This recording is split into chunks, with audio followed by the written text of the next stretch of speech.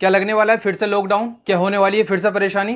क्योंकि आपने देख लिया होगा, एक बयान आया है प्राइम मिनिस्टर नरेंद्र मोदी का, जिसमें उन्होंने बोला है खुले लफ्जों में कि अब जो है कोई भी जो है वो घर से बाहर निकलने की जरूरत भी ना करे, अगर हो सके तो वर्क फ्रॉम होम करे।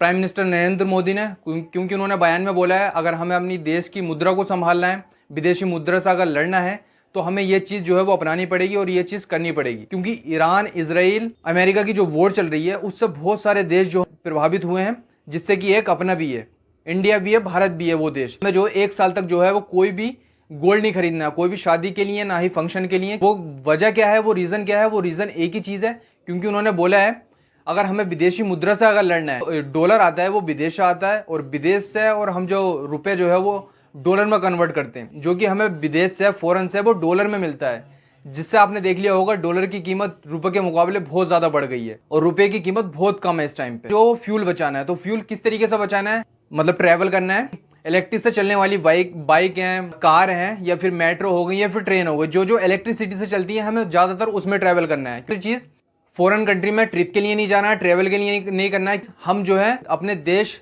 से ही माल खरीदें, कोई भी अगर चीज़ है तो हम देश से ही खरीदें जहाँ तक हो सके। विदेशी चीज़ें अगर हम नहीं खरीदेंगे तो हमारे लिए बहुत बेहतर होगा, हमारे रुपये की इकोनॉमी जो है, हमारा इकोनॉमी लेवल जो है वो बढ़ेगा। तो ये चीज़ें हमें ध्यान रखने के लिए बोला है मिस्टर नरेंद्र मोदी, जो भारत के प्राइम मिनिस्टर हैं। क्या आपको लगता है ये सारी चीज़ें हमें फेस करनी पड़ेंगी और आगे भविष्य में लॉकडाउन लग सकता है?